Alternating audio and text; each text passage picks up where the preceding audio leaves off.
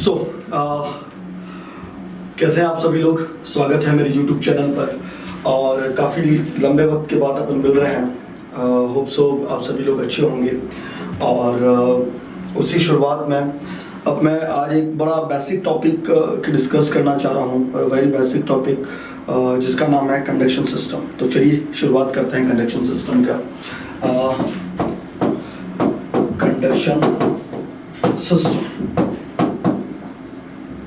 Okay तो पहले हम समझते हैं what is the meaning of conduction system. Conduction system एक आपके हार्ट में एक ऐसा सिस्टम है जो इलेक्ट्रिकल इंपल्सेस को जनरेट करता है और इलेक्ट्रिकल इंपल्सेस को जनरेट करने के साथ साथ ये आपके हार्ट के कॉन्ट्रैक्शंस एंड रिलैक्सेशन के लिए जिम्मेवार मेनली होता है। कंडक्शन सिस्टम को समझने से पहले हम कुछ चीजें समझ सकते हैं कि हार्ट की मेनली 3 लेयर है। द हार्ट है mainly 3 layer. First one outer most that is the pericardium, जो आउटर मोस्ट है जिसको हम पेरिकार्डियम कहते हैं। मिडल जो बहुत ज्यादा इंपॉर्टेंट है जिसको हम मायोकार्डियम कहते हैं। वेरी वेरी इंपॉर्टेंट लेयर जिसको हम क्या बोलते हैं मायोकार्डियम। और इनर मोस्ट लेयर जिसको हम बोलते हैं endocardium which is line to your inner most layer also valve है ना। वाल्व को भी ये कवर करती है। हार्ट की जो सबसे मेन जो सबसे इंपॉर्टेंट लेयर है दैट इज योर मायोकार्डियम। क्यों इंपॉर्टेंट है हम डिस्कस करते हैं। Myocardium myocardium is mainly by formed by muscles fibre. ये किससे बनी होती है मेनली मसल्स फाइबर की। और यही लेयर आपके हार्ट के कॉन्ट्रैक्शन और रिलैक्सेशन के लिए जिम्मेवार होती है। इसमें एक स्पेशल काइंड ऑफ सेल होती है जिसको हम बोलते हैं myocytes. Myocytes myo for muscles cytes for cell. तो मायोसाइट एक ऐसी सेल है विच इज द स्ट्रक्चरल और function unit of heart. Very nice ये बहुत इंपॉर्टेंट है। It is the structural and functional unit of heart. What is the meaning of structural and functional unit? वो unit वो structure जो उस organ के लिए सबसे ज्यादा इंपॉर्टेंट होती है और वही स्ट्रक्चरली और फंक्शनली मेन काम उसी का होता है। जैसे आप हार्ट का फंक्शन देखेंगे तो हार्ट का मेन फंक्शन क्या है? पंप करना, ब्लड को पूरी बॉडी में पंप करवाना मेनली उसका काम है, पंपिंग एक्शन। ठीक उसी तरीके से अगर मैं आपको कुछ और बताऊं तो जैसे किडनी है तो किडनी के लिए स्ट्रक्चरल फंक्शन यूनिट कौन सा हो गया? नेफ्रॉन। अगर मैं ब्रेन की बात करूं तो in brain what is the structural function unit? Neuron. ठीक उसी तरीके से हमारा हार्ट का सबसे स्ट्रक्चरल फंक्शन यूनिट कौन सा है? मायोसाइट है ना। चलिए तो इसी वजह से ये मायोसाइट ही मेनली आपके कंट्रैक्शन और रिलैक्सेशन में हेल्प करते हैं। इसी वजह से ह्यूमन हार्ट को मायोजेनिक हार्ट भी कहते हैं। क्या कहते हैं? Myogenic heart. और ये इसी मस्कुलर स्ट्रक्चर में इसी मायोसाइट्स में कंडक्शन का काम होता है। This very very important. इसी मायोसाइट इसी मायोकार्डियम में यही मायोकार्डियम आपका कंट्रैक्शन और रिलैक्सेशन करता है और इसी मायोकार्डियम में आपकी मायोसाइट प्रेजेंट होती है जो कि कंडक्शन का काम करती है। Now, so what is the meaning of conduction? Conduction is nothing but produce the electrical impulses. Electrolyte का इधर से उधर जाना, सेल के अंदर से बाहर जाना, बाहर से अंदर आना और इस तरीके से इलेक्ट्रिकल इंपल्सेस जनरेट होते हैं और उन्हीं इलेक्ट्रिकल इंपल्सेस को एक जगह से दूसरी जगह ट्रांसमिट किया जाता है। That is your conduction system. तो I hope so you really understand the basic concept of conduction system. चलिए तो अब हम आगे बढ़ते हैं कंडक्शन सिस्टम में। कंडक्शन सिस्टम में कुछ उसके कंपोनेंट हैं कि हाउ कंडक्शन सिस्टम वर्क। तो उसके लिए कुछ कंपोनेंट है। तो पहला component that is your SA node. मैं एक एक के बारे में बताऊंगा। एसए नोड, उसके बाद है आपका AV node, next bundle of His, bundle of His जिसमें आपका राइट बंडल ऑफ हीज आता है and left bundle of His आता है। Next Purkinje fibre. चलिए, तो ये कुछ हमारा कंडक्शन सिस्टम के कंपोनेंट है। तो हम वन बाय वन डिस्कस करते हैं कि क्या ऐसे नोड है, क्या एवी नोड है, क्या बंडल ऑफ फीस है, क्या परकिंजे फाइबर है। चलिए शुरुआत करते हैं। तो सबसे पहले I really want to discuss the SA node. चलिए, ऐसे नोड का पूरा नाम है साइनोएट्रियल नोड। साइनोएट्रियल नोड, इसको साइनल एट्रियल नोड भी इसलिए कहते हैं क्योंकि इट प्रेजेंट, कहां पे प्रेजेंट होता है ये? राइट एट्रियम में, राइट एट्रियम में। Very very important. और अगर मैं एग्जैक्ट लोकेशन बताऊं, अगर मैं इसकी एग्जैक्ट लोकेशन बताऊं तो this is your heart, this is your right atrium, this is your right atrium, और ये सुपीरियर लैटरल पोजीशन पे होता है ऐसे नोड के। वेरी वेरी इंपॉर्टेंट, कहां प्रेजेंट होता है ये exactly? Superior lateral position of ऐसे नोड, ऐसे नोड नहीं, राइट एट्रियम। राइट एट्रियम के सुपीरियर लैटरल पोजीशन पे ये होता है आपका ऐसे नोड। चलिए, ऐसे नोड को देने वाले का जिसने डिस्कवर किया था, that is the Martin flag. किसने डिस्कवर किया था? मार्टिन फ्लैग ने डिस्कवर किया था। ऐसे node is your pacemaker of heart. ये बहुत बार एग्जाम में क्वेश्चन पूछा जाता है। ऐसे नोड इज योर, और कोई कलर ले लेते हैं, SA node is your pacemaker of heart. पहले समझते हैं what is the pacemaker, है ना? तो पेस मेकर क्या होता है? पेस मेकर वो स्ट्रक्चर होती है जो अपने आप में खुद इंपल्सेस जनरेट करती है ना? इसी वजह से हार्ट के मसल फाइबर को ऑटो रिदमिक मसल फाइबर भी कहते हैं। ऑटो रिदमिक, ऑटो का मतलब सेल्फ, रिदम का मतलब जो अपनी रिदम को खुद मेंटेन करते हैं या अपने खुद ही इलेक्ट्रिकल इंपल्सेस जनरेट करती हैं। तो ऐसा स्ट्रक्चर जो अपने इंपल्सेस को खुद जनरेट करता है, that called the pacemaker. क्या बोलते हैं? Pacemaker. ये अप्रोक्स 60 to 100, अगर मैं ये कितना इंपल्सेस जनरेट करती है अगर मैं उसकी बात करूं, जिसको हम कंडक्शन रेट बोलते हैं। कंडक्शन रेट क्या होता है कि कोई भी स्ट्रक्चर कितनी अमाउंट में इलेक्ट्रिकल इंपल्सेस को जनरेट कर रहा है, इसको हम क्या बोलते हैं? Conduction rate. तो conduction rate 60 to 100 beat per minute होता है। कितना होता है? 60 to 100 बीट पर मिनट ना। अब मैं थोड़ा सा ये कोशिश करता हूं कि why it's called the pacemaker of heart.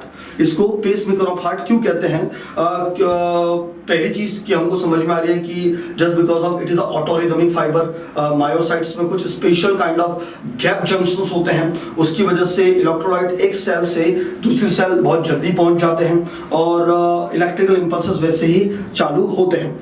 तो उसी को मैं आपको समझाने की कोशिश करूंगा। देखिए, दिस इज योर हार्ट, है ना? और यहाँ पे कहीं आपका ऐसे नोड है ना? ऐसे नोड मेनली आपके मायोकार्डियम में प्रेजेंट है। तो अब मैं कुछ मायोसाइट्स को आपको और जूम करके बताता हूँ कि व्हाट इज एग्जैक्टली मायोसाइट। ये 2-3 मायोसाइट ले लेता हूँ, ठीक है? और मायोसाइट्स, अदर सेल्स और मायोसाइट्स में एक बहुत अच्छा डिफरेंस होता है कि myocyte have the gap junctions. Myocyte में क्या होते हैं? Gap junctions. और उस what is the meaning of gap junctions? Gap junctions वो जंक्शंस होते हैं जिससे इलेक्ट्रोलाइट एक सेल से दूसरी सेल आराम से आ जा सकते हैं। ये है इंपॉर्टेंट अबाउट द मायोसाइट्स। एक सेल से दूसरी सेल पे आराम से इलेक्ट्रोलाइट आ जा सकते हैं। तो this is a very important of the gap junctions. चलिए, अब मैं आपको why pacemaker action potential generate करता है या why pacemaker is called pacemaker, खुद एक्शन पोटेंशियल कैसे जनरेट करता है, सेल्फ कैसे करता है, मैं आपको वो समझाना चाह रहा हूँ। चलिए शुरुआत करते हैं। माना कि मायोसाइट में कोई एक्टिविटी नहीं हो रही है, तब सेल चार्ज रहती है -90, कोई भी एक्टिविटी नहीं हो रही है, तो सेल कितनी चार्ज रहती है, -90, जिसको हम बोलते हैं resting membrane potential. Resting membrane potential, सही बात है। नाउ सपोज करो अभी सेल में कोई चार्ज नहीं है, तो ये है -90 पे है। अगर कोई भी पॉजिटिव चार्ज आया, XYZ कोई भी पॉजिटिव चार्ज आया, तो सेल देखो अंदर से तो नेगेटिव चार्ज रहती है, सेल अंदर से क्या चार्ज रहती है, नेगेटिव चार्ज रहती है। और जैसे ही कोई पॉजिटिव चार्ज आया तो नेगेटिव चार्ज किस में कन्वर्ट होना स्टार्ट होगा, पॉजिटिव चार्ज में। तो ये -90 से -80 पे आता है और -70 पे आता है। मैं इसे ग्राफ बना लेता हूँ, है ना। जैसे ही सेल -70 पे आती है तो उसको हम बोलते हैं एक्शन पोटेंशियल, एक्शन पोटेंशियल, है ना। एक्शन पोटेंशियल में जैसे ही एक्शन पोटेंशियल मतलब सेल -90 से -80 -70 पे पहुंची, तो sodium gated channel are open. Sodium gated channel are open मतलब देखो सोडियम आपका एक्स्ट्रा सेलुलर कंपोनेंट है, पोटेशियम आपका इंट्रासेलुलर कंपोनेंट है ना। तो जो सोडियम होते हैं वो बाहर से कहां आते हैं, अंदर। मतलब पॉजिटिव चार्ज कहां पे आ रहा है, अंदर। जब पॉजिटिव चार्ज बाहर से अंदर आएगा तो जो सेल के अंदर की नेगेटिव चार्ज है उसको किस में कन्वर्ट कर देगा, पॉजिटिव चार्ज में। किस में कन्वर्ट करेगा, पॉजिटिव चार्ज में। और cell become charge to the positive. तो सेल कैसे कैसे चार्ज होगी, -60 -40 -30, और सेल आपकी आ जाएगी +0 पे। कहां पे आ जाएगी, +0 पे ना। अब जैसे सेल +0 पे गई तो यहां पे आपके कुछ और चैनल्स हैं, just like your calcium and potassium channel. तो बाहर से तो आपका कौन आता है, कैल्शियम, और अंदर से कौन जाता है, बाहर पोटेशियम। बाहर का कैल्शियम अंदर आया, अंदर का पोटेशियम बाहर गया, तो सेल का थोड़ा बहुत और पॉजिटिव चार्ज बढ़ता है और वो सेल आ जाती है +10 पे। ये मैं मायोसाइट की बात कर रहा हूं, ठीक है। तो मायोसाइट आपकी +10 पे आई, और जैसे ही +10 पे आती है तो this calcium channel are closed. Calcium channel close हो गए, लेकिन still potassium channel are open. अब यहाँ पे आपको समझना होगा, जैसे पॉजिटिव चैनल ओपन हुए, पोटेशियम चैनल ओपन हुए, तो अंदर का पोटेशियम कहाँ जाता है, बाहर जाता है। जब अंदर का पोटेशियम बाहर जाता है तो सेल के अंदर वापस कौन सा चार्ज बढ़ता है, नेगेटिव। सपोज करो हमने -90 से स्टार्ट किया सेल में और कहां पे गया, +10 पे। एक टाइम ऐसा आया कि जब सभी चैनल बंद है तो सेल में कोई एक्टिविटी नहीं हुई, और थोड़े टाइम बाद सेल में आप देखेंगे कि पोटेशियम बाहर जाते हैं और बाकी कोई चैनल ओपन नहीं रहते। तो जब पोटेशियम बाहर जा रहा है, अगर आपको ये समझ में नहीं आ रहा था आप इसको थोड़ा सा रिवाइंड करके फिर से सुन लेना। अगर पोटेशियम बाहर जा रहे हैं तो प्लस आपका बाहर जा रहा है, तो सेल के अंदर नेगेटिव चार्ज बढ़ेगा। जब सेल के अंदर नेगेटिव चार्ज बढ़ेगा तो सेल वापस किस में जाएगी, माइनस में। सेल कहां जाएगी, वापस माइनस में। और ये कब तक जाती है, जब सेल कहां पे नहीं आ जाती, वापस रेस्टिंग मेम्ब्रेन पोटेंशियल पे, मतलब -90 ना। जैसे ही सेल -90 पे गई थी तो इंट्रासेलुलर जो सोडियम पहले आए थे वो इंट्रासेलुलर वाया गैप जंक्शंस के थ्रू पास वाली सेल पे चल जाते हैं। ये बड़ा इंपॉर्टेंट है, वाया गैप जंक्शंस के थ्रू सोडियम कहां चले जाते हैं, पास वाली सेल पे। और जैसे पास वाली सेल पे गए तो उस सेल को वापस पॉजिटिव चार्ज की तरफ स्टिमुलेट करती है। वापस ये -90 से -70 पे आती है, फिर वापस आपके सोडियम चैनल ओपन होते हैं, सेल वापस प्लस की तरफ जाती है। तो ये आपका एक मायोसाइट में कैसे इलेक्ट्रोलाइट ऊपर नीचे होते हैं वो मैं आपको समझा रहा हूं। और इस गैप जंक्शंस के थ्रू इलेक्ट्रोलाइट एक जगह से दूसरी जगह, या मतलब एक सेल से दूसरी सेल पे चले जाते हैं, तो उनको बार बार आपको इंपल्सेस देने की जरूरत नहीं है। इसी वजह से ऐसे नोड में आपको बार बार को स्टिमुलेट करने की जरूरत नहीं होती है। एक बार स्टिमुलेट हो गया तो वो बार बार अपने इंपल्सेस को जनरेट करता है, ठीक है। ओके, अगर मैं इस ग्राफ की बात करूं तो इसको हम बोलते हैं depolarisation. Depolarisation the phase this, जब सेल माइनस से प्लस की तरफ जा रही है मतलब सेल का कॉन्ट्रैक्शन हो रहा है, हार्ट का सिस्टोल हो रहा है, और मैं बोलूं डीपोलराइजेशन, कार्डियक डीपोलराइजेशन। जब कोई एक्टिविटी नहीं हो रही है तो उसको हम प्लाटू फेज बोलते हैं, और जब सेल वापस माइनस में आ रही है तो उसको हम बोलते हैं रीपोलराइजेशन, रीपोलराइजेशन। तो अगर मैं आपको बोलूं what is the cardiac cycle, cardiac cycle it is a event occur in the heart by rhythmic contraction and relaxation और rhythmic repolarization and depolarization, तो उसको हम क्या बोलते हैं, कार्डियक साइकिल। ठीक है, तो अब ऐसे नोड इसी प्रिंसिपल पे काम करता है। ठीक है, अब मैं वापस ऐसे नोड पे आता हूँ। ऐसे नोड के बारे में मैंने क्या क्या बता दिया आपको। ऐसे नोड इज देने वाले का नाम Martin flag, exactly right atrium में होता है, सुपीरियर लैटरल पोजीशन पे होता है राइट एट्रियम के, है ना। ये अपनी इंपल्सेस खुद जनरेट करता है, इसी वजह से उसको पेसमेकर कहते हैं। और पेसमेकर का नाम उसको पेसमेकर का नाम आपको बताना है किसने दिया था, ये आपके लिए क्वेश्चन है, आप कमेंट कर सकते हैं, है ना। और आंसर नहीं पता हो तो भी आप कमेंट कर सकते हैं। पेसमेकर का नाम, who is the father of cardiology, he is also given the name of pacemaker. ठीक है, मैं आपको एक हिंट दे देता हूँ। चलिए, अगर मैं इसकी बात करूं कंडक्शन रेट की, तो कितने रेट से ये इंपल्सेस जनरेट करता है, तो ये इंपल्सेस है 60 से लेके 100, है ना। एक बार ये 60 से लेके 100 इंपल्सेस जनरेट करता है ना। अब मैं थोड़ा सा आगे बढ़ता हूं, समझना यहां पे। ऐसे नोड से 3 ब्रांचेस निकलती हैं, ऐसे नोड से 3 ब्रांचेस निकलती है। First that is the branch of Beckmann, branch of Beckmann, anterior branch, that is the middle branch,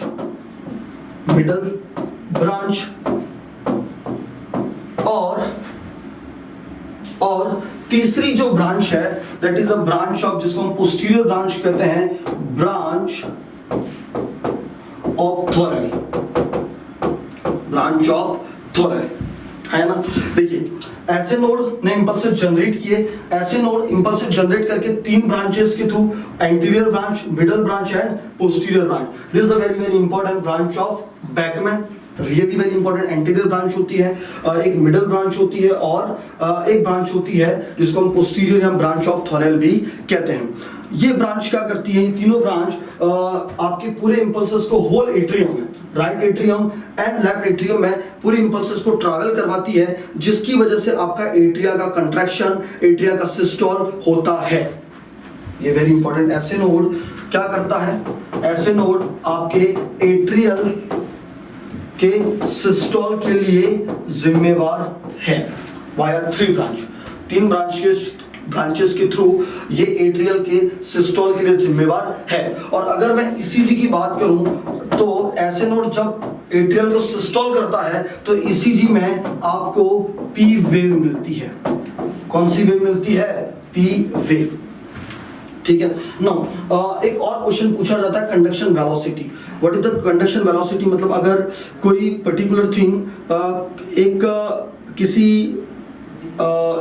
किसी स्पीड से इंपल्सेस को जनरेट कर रहा है और कितनी स्पीड से वो एक जगह से दूसरी जगह ट्रैवल करवा रहा है, वो होता है कंडक्शन वेलोसिटी। कंडक्शन रेट क्या है कि कितनी स्पीड से वो जनरेट करवा रहा है इंपल्सेस को, that is the conduction rate. Velocity कितनी स्पीड से एक जगह से दूसरी जगह ट्रैवल करवा रहा है, उसको हम बोलते हैं कंडक्शन वेलोसिटी।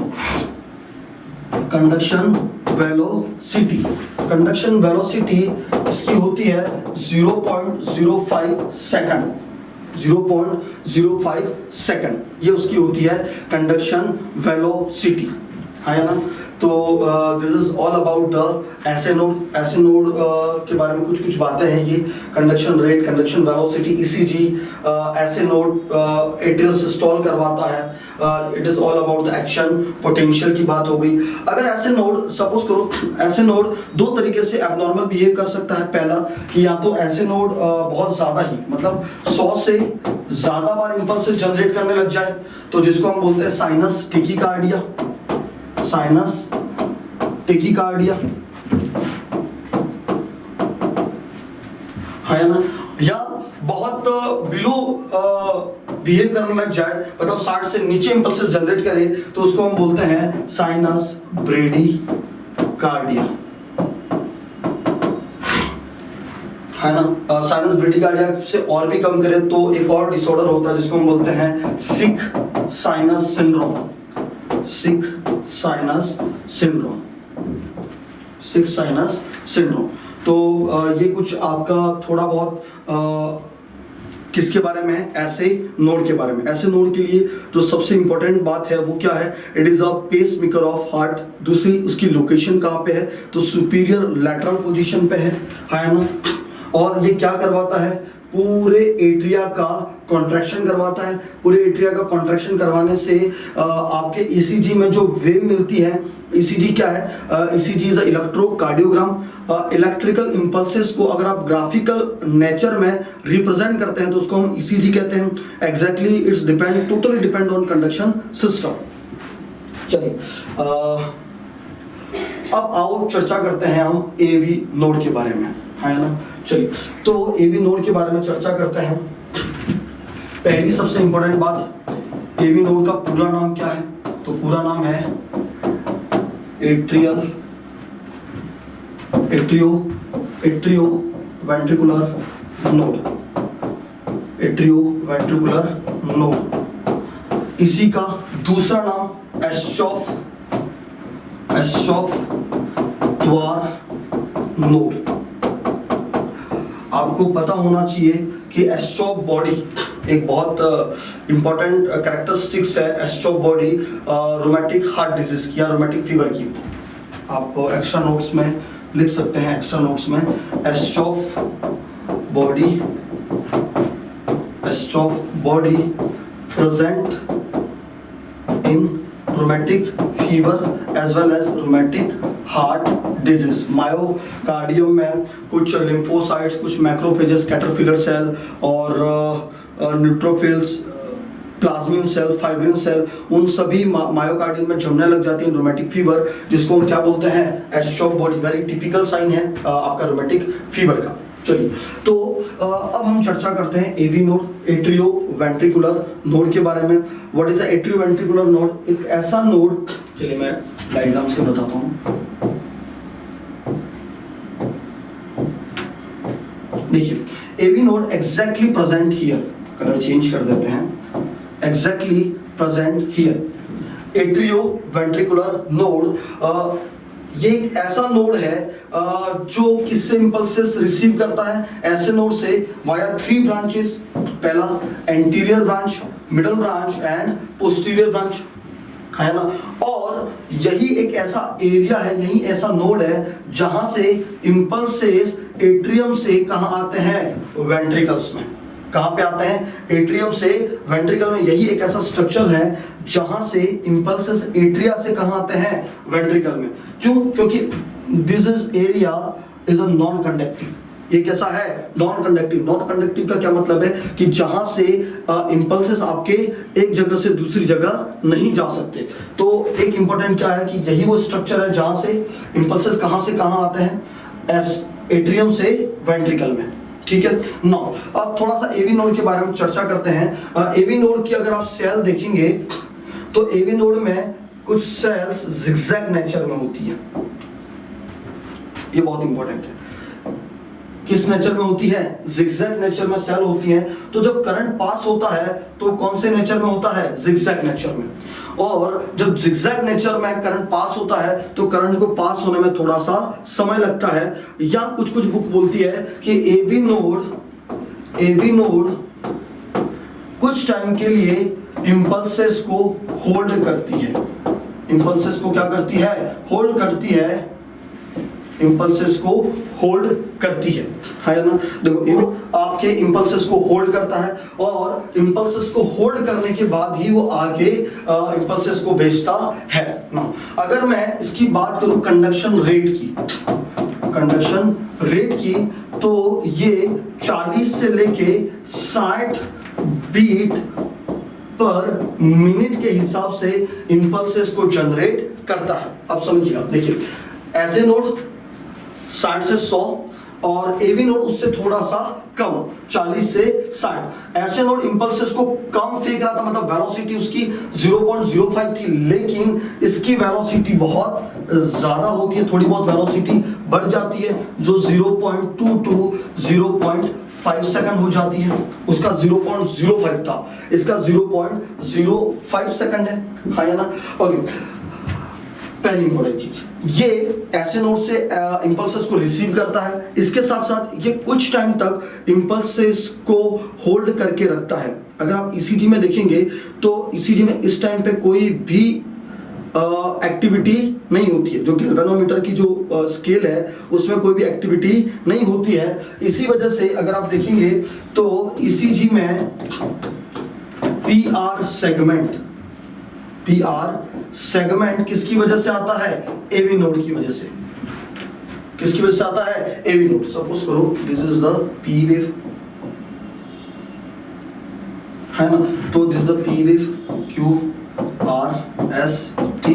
तो this P and this segment, ये वाला जो पी आर सेगमेंट है वो किसकी वजह से आता है? आपका आता है एवी नोड की वजह से आता है। सही बात है। चलिए, तो एवी नोड के बारे में भी ठीक है, इतनी सारी बातें बहुत हो गई। वेलोसिटी क्या है, कितने बीट से जनरेट कर रहा है, 40 से 60 बीट से जनरेट कर रहा है, और यही वो स्ट्रक्चर्स है जहां पे इंपल्सेस को होल्ड किया जाता है। यही वो स्ट्रक्चर्स है जहां पे इंपल्सेस एट्रियम से कहां आती हैं? वेंट्रिकल में। ठीक है। अगर मैं तो आपको एक और चीज बताऊं तो ऐसे नोड का अगर मैं वेक्टर बताऊं, इंपल्सेस कहां आ रही है? Upward to downward AV node की तरफ। यहां से इंपल्सेस कहां आती है? वापस नीचे की तरफ। और ये इंपल्सेस आपके देती है किसको? Bundle of his.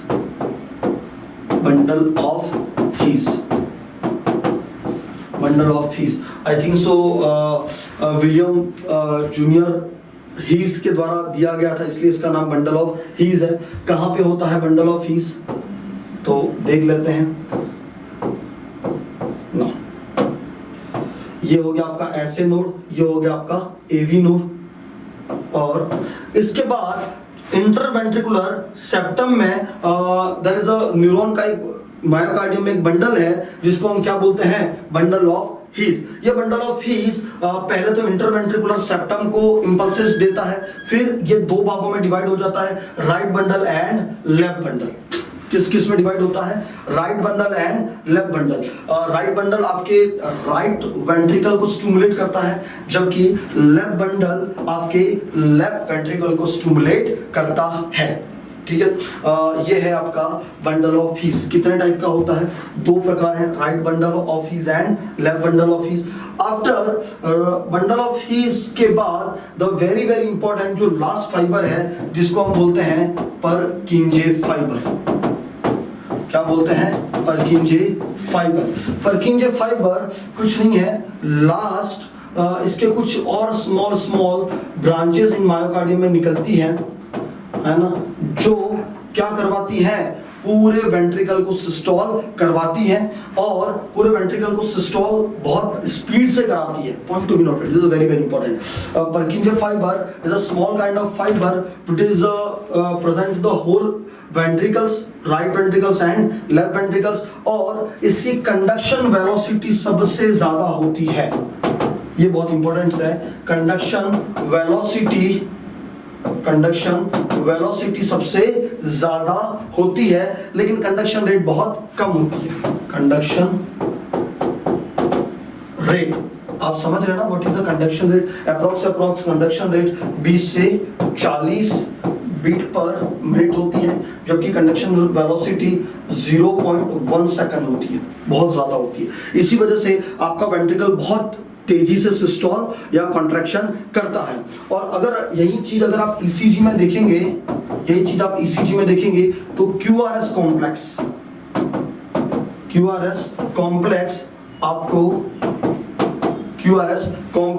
आपको इसी वजह से मिलता है, that is the परकिंजे fibre.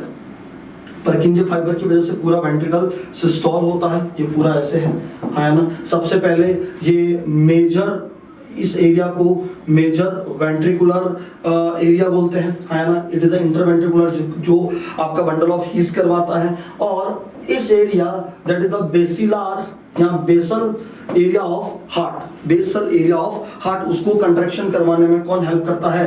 पर्किंजे fibre. अब आपको मैं थोड़ा सा बताना चाह रहा हूँ इलेक्ट्रिसिटी कैसे ट्रैवल करती है। देखिए, सबसे पहले ऐसे नोड ने किसको इंपल्सेस दिया? एवी नोड को। तो वेक्टर आपका कहां से बना? SA node to AV node. AV node ने कुछ टाइम तक इंपल्सेस अपने पास रखे। एवी नोड इंपल्सेस को एट्रियम से कहां ले आता है? वेंट्रिकल्स में। और इंपल्सेस को किसको देता है? Bundle of his. Bundle of his में अगर आप इलेक्ट्रिसिटी देखेंगे तो ये थोड़ा सा अपवर्ड और फॉरवर्ड की तरफ इंपल्सेस जाते हैं, अपवर्ड एंड फॉरवर्ड की तरफ। आफ्टर दैट अगेन ये जाते हैं डाउनवर्ड की तरफ, और वापस जब ये पर्किंजे फाइबर की तरफ जाते हैं तो इंपल्सेस वापस अपवर्ड की तरफ जाते हैं। ये आपके ईसीजी में बहुत हेल्प करता है। ये जो कंसेप्ट है वो आपके ईसीजी में बहुत हेल्प करता है। चलिए, तो ये है आपका कुछ कंडक्शन सिस्टम के बारे में। SA node, AV node, bundle of His, right bundle, left bundle and Purkinje. यहाँ पे पूछे जा सकते हैं कि ऐसे नोड को क्या बोलते हैं? पेसमेकर ऑफ हार्ट, है ना। कितनी इंपल्सेस जनरेट करता है? तो वो करता है आपका 60 to 100 बीट पर मिनट। इसके अलावा मैक्सिमम कंडक्शन रेट है इसकी, मैक्सिमम कंडक्शन रेट है ऐसे नोड की, लेकिन मिनिमम कंडक्शन रेट है, लेकिन मिनिमम कंडक्शन वेलोसिटी है, मिनिमम कंडक्शन वेलोसिटी है। मैक्सिमम कंडक्शन वेलोसिटी किसकी है? पर्किंजे फाइबर की। मैक्सिमम देखिए, हार्ट ऊपर से रेट तो स्पीड से फेंकता है लेकिन वेलोसिटी कम होती है। जैसे जैसे नीचे आते हैं वेलोसिटी बढ़ती है लेकिन कंडक्शन रेट कम होती है। तो मैक्सिमम कंडक्शन वेलोसिटी किसकी है? पर्किंजे फाइबर की, पर्किंजे फाइबर की। और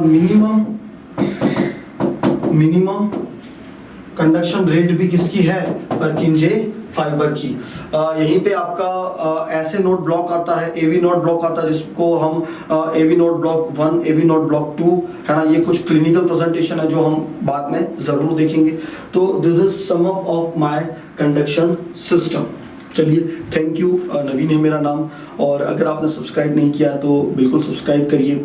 और मैं एक लाइन ज़रूर बोलता हूँ कि हरिवंश राय बच्चन की है कि जब तक ना सफल हो नींद चैन को त्यागो तुम, संघर्ष का मैदान छोड़कर मत भागो तुम, कुछ किए बिना ही जय जयकार नहीं होती, कोशिश करने वालों की कभी हार नहीं होती।